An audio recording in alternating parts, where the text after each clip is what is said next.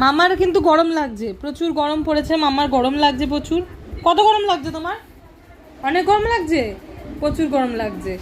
মামা মুখে ওই জন্য আমি এই ঘরে বসিয়ে রেখেছি, ঠাকুরের ঘরে। এই ঘরটা যেহেতু আমাদের তুলনামূলক ঠান্ডা, তো এই ঘরে রেখেছি। আর মামাম রাত্রেবেলা ঘুমায় হচ্ছে মায়ের সাথে।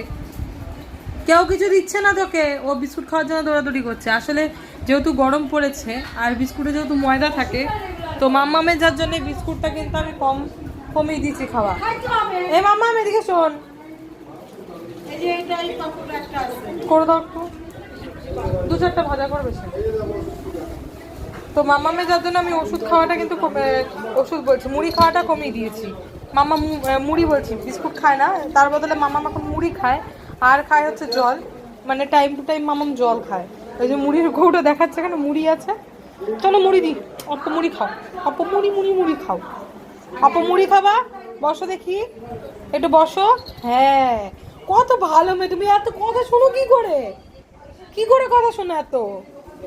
পচা মেয়ে, ভালো মেয়ে, ভালো মেয়ে, পচা মেয়ে।